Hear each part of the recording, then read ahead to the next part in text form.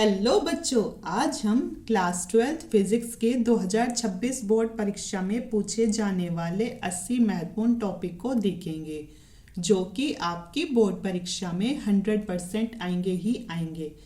इससे पहले हम इस परीक्षा के पैटर्न को देख लेते हैं कि कौन सा क्वेश्चन कितने नंबर का पूछा जाएगा। तो बच्चों, ये है आपका एग्ज़ाम पैटर्न। इसमें सबसे पहले आपसे एक एक नंबर के 6 बहुविकल्पीय प्रश्न पूछे जाएंगे जो कि आपको 6 नंबर देकर जाएंगे। फिर दूसरा आपसे एक एक नंबर के 6 अतिलघु उत्तरीय प्रश्न पूछे जाएंगे जो कि आपको 6 नंबर देंगे। फिर तीसरा आपसे 2-2 नंबर के 4 लघु उत्तरीय प्रश्न पूछे जाएंगे जो कि आपको 8 नंबर देंगे। फिर चौथा आपसे 3-3 नंबर के 10 लघु उत्तरीय प्रश्न पूछे जाएंगे जो कि आपको 30 नंबर देकर जाएंगे। फिर पांचवा आपसे 5-5 नंबर के 4 दीर्घ उत्तरीय प्रश्न पूछे जाएंगे जो कि आपको 20 नंबर देकर जाएंगे। तो बच्चों, आपसे क्वेश्चन 30 पूछे जाएंगे जो कि 70 नंबर के होंगे। तो ये पेपर आपका 70 नंबर का होगा। ठीक है, तो आइए अब देख लेते हैं इसके टॉपिक। अब हम देखते हैं 80 महत्वपूर्ण टॉपिक। तो सबसे पहला है वैद्युत आवेश तथा आवेश के प्रकार, इसको तो 100% कर ही लेना। और सेकंड है कूलाम का नियम। तीसरा है विद्युत द्विध्रुव आघूर्ण। चौथा है विद्युत द्विध्रुव की अक्षीय स्थिति पर तीव्रता। और फिर पांचवा है विद्युत द्विध्रुव की निरक्षीय स्थिति पर तीव्रता। तो ये दोनों तो मोस्ट इम्पॉर्टेंट है। आपके सेट में या तो अक्षीय स्थिति का भी आ सकता है या फिर निरक्षीय स्थिति का भी आ सकता है। अब हमारा 6th है कि गॉस की प्रमेय और उसके अनुप्रयोग। तो इसके अनुप्रयोग मोस्ट इम्पॉर्टेंट हैं। अब हम देखेंगे क्वेश्चन नंबर 7 की है हमारा विद्युत बल रेखाएं। 8 है अनंत विस्तार के रेखीय आवेश के कारण विद्युत क्षेत्र की तीव्रता बतानी है आपको। ठीक है, इस क्वेश्चन को भी अच्छे से कर लेना तैयार। क्वेश्चन नंबर 9 है हमारा विद्युत फ्लक्स की परिभाषा, उसका मात्रक और उसकी विमा को बताइए। 10th है हमारा विद्युत विभव तथा विभवांतर की परिभाषा और उसके उदाहरण को बताइए। अब 11th है हमारा इलेक्ट्रॉन वोल्ट। तो बच्चों, आप इनका स्क्रीनशॉट ले लीजिए कि ताकि फिर आप आसानी से इन्हें कर सको। ठीक है, अब हम देखेंगे हमारा क्वेश्चन नंबर 12। अब हम देखेंगे हमारा क्वेश्चन नंबर 12। तो बच्चों, हमारा क्वेश्चन नंबर 12 है विद्युत द्विध्रुव की अक्षीय स्थिति किसी बिंदु पर स्थित विद्युत विभव। इसको भी आप अच्छे से कर लेना। 13th है विभव प्रवणता। 14th है चालक की धारिता। 15th है संधारित्र। 16th है संधारित्र का संयोजन। 17th है विद्युत धारा। 18th है ओम का नियम और उसका सत्यापन। तो ये भी मोस्ट इम्पॉर्टेंट है। मतलब जो भी आपको 80 टॉपिक बताए जा रहे हैं ये सारे ही मोस्ट इम्पॉर्टेंट हैं। अब हमारा 19th है कि विशिष्ट प्रतिरोध तथा प्रतिरोधकता। 20 है हमारा 20 है विद्युत प्रतिरोध। 21 है हमारा विशिष्ट प्रतिरोध। 22 है प्रतिरोधों का संयोजन। एक तो है श्रेणी क्रम, दूसरा है समांतर क्रम। तो आपको ये दोनों ही करके जाने हैं कि क्योंकि आपसे इनमें से कोई सा भी एग्जाम में पूछ लिया जा सकता है। 23 है किरचॉफ का नियम, ये भी इम्पॉर्टेंट है बहुत। 24 है बायो-सेवर्ट का नियम। 25 है एम्पियर का परिपथीय नियम।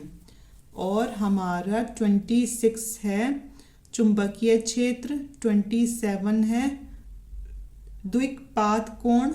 28 है चुंबकीय फ्लक्स, इम्पॉर्टेंट।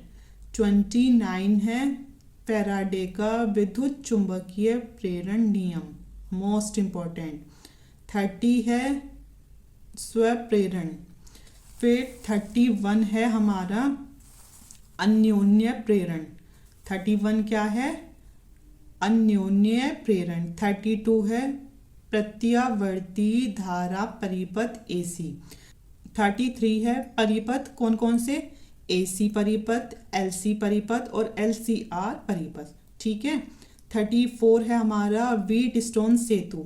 35 है ट्रांसफार्मर और जो 36 है आपका ट्रांसफार्मर का सिद्धांत, जो कि मोस्ट इम्पोर्टेंट है। तो बच्चों आप इनका साथ के साथ स्क्रीनशॉट ले लीजिए कि ताकि आपको फिर आसानी रहे। अब हम देखेंगे 37। तो बच्चों 37 है हमारा विद्युत जनित्र अथवा डायनमो। 38 है मैक्सवेल का समीकरण। 39 है मैक्सवेल का विद्युत चुंबकीय तरंग सिद्धांत, जो कि इम्पोर्टेंट से भी इम्पोर्टेंट है। 40 है हमारा विद्युत चुंबकीय स्पेक्ट्रम। 41 है प्रकाश का परावर्तन। 42 है गोलीय दर्पण के लिए UVF में संबंध। और 43 है प्रकाश का अपवर्तन। 44 है प्रिज्म और 45 हमारा पूर्ण आंतरिक परावर्तन। अब देखते हैं आगे। और अगर आपको इन सभी टॉपिक अगर आपको चाहिए तो आप हमारे चैनल को सब्सक्राइब कर सकते हैं, हम आपको सारे टॉपिक कवर करा देंगे। और हमारा 46 है प्रिज्म कोण अपवर्तनांक और न्यूनतम विचलन कोण में संबंध, जो कि मोस्ट इम्पॉर्टेंट है। 47 है प्रकाशिक माध्यम की परिक्षेपण या वर्ण विक्षेपण क्षमता, इम्पॉर्टेंट। 48 है गोलीय पृष्ठ पर अपवर्तन का सूत्र। 49 है पतले लेंस के लिए अपवर्तन का सूत्र, किसका, लेंस मेकर का। 50 है लेंस की क्षमता। 51 है लेंस की फोकस दूरी के लिए न्यूटन का सूत्र। 52 है मानव नेत्र, इम्पॉर्टेंट। 53 है सूक्ष्मदर्शी, इम्पॉर्टेंट।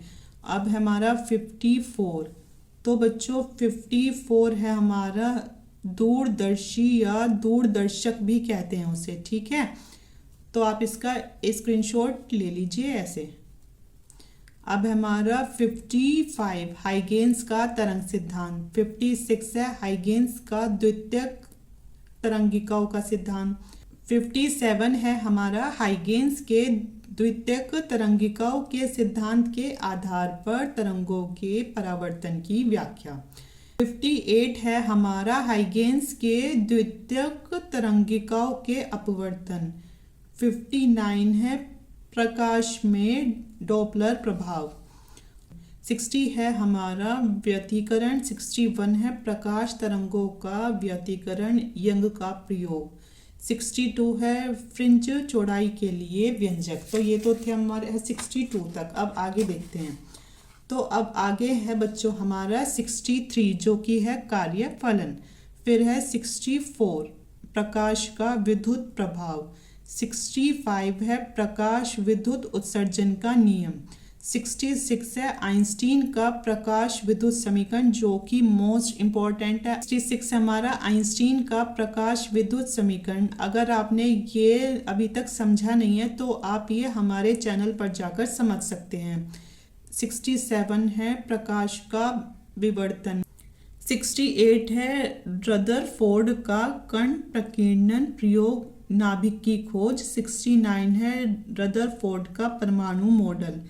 और 70 है हाइड्रोजन परमाणु का बार मॉडल। 71 है हाइड्रोजन स्पेक्ट्रम।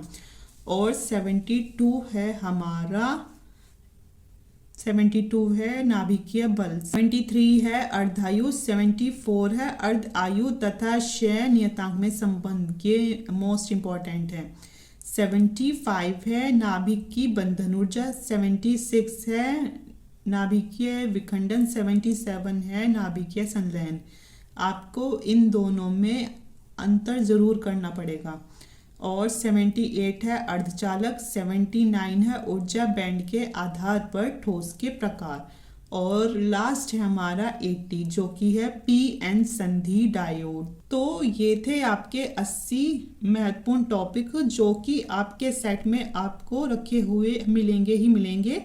तो इन्हें अच्छे से तैयार कर लीजिए अभी से ही। और अगर आपको हमारी वीडियो पसंद आई हो तो please like share and subscribe my channel. Thank you.